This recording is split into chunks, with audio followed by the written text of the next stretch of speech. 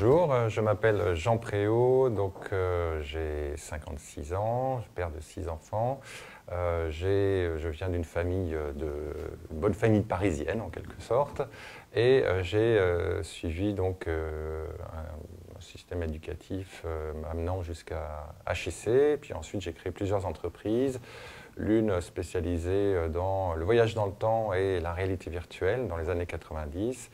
Et là, actuellement, depuis 15 ans, une entreprise spécialisée dans la veille concurrentielle et puis le respect aussi des normes d'éthique dans le domaine du marketing direct et de l'emailing.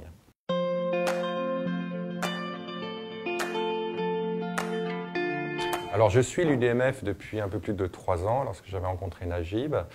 L'UDMF, c'est donc l'Union des démocrates musulmans français, et pour moi, c'est le seul parti qui puisse vraiment représenter les intérêts des musulmans. À chaque fois, on voit des partis qui essayent de raccrocher la communauté musulmane et qui ensuite lui tournent le dos dès qu'ils sont élus et qu'ils ont leurs députés. Donc, être musulman en France, c'est avoir certaines valeurs importantes, dont l'éthique, dont la solidarité.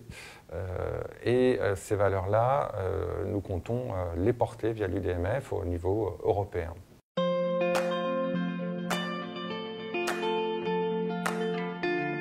Alors, l'UDMF propose en fait un programme axé sur un principe simple, c'est que l'Europe doit être consacrée au peuple, c'est-à-dire prendre en compte leurs aspirations. Plus de 5% des Européens sont musulmans, donc ils comptent aussi. Et nous avons donc dans notre programme plusieurs projets qui permettent de transmettre cette sensibilité.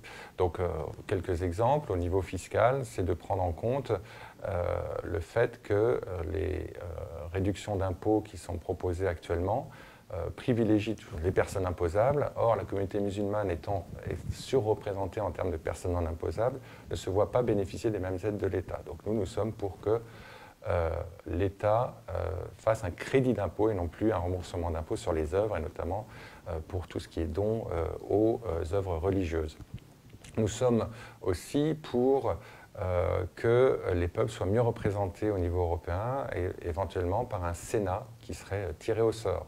Au niveau éducatif, nous remettons en cause le financement des salaires des enseignants dans le système privé et pour que l'État puisse bénéficier de ces ressources afin d'augmenter le personnel, que ce soit le personnel éducatif ou paraéducatif comme les psychologues, dans les zones prioritaires, les zones en difficulté. Voilà quelques exemples de mesures que nous comptons porter pour développer cette sensibilité au niveau européen.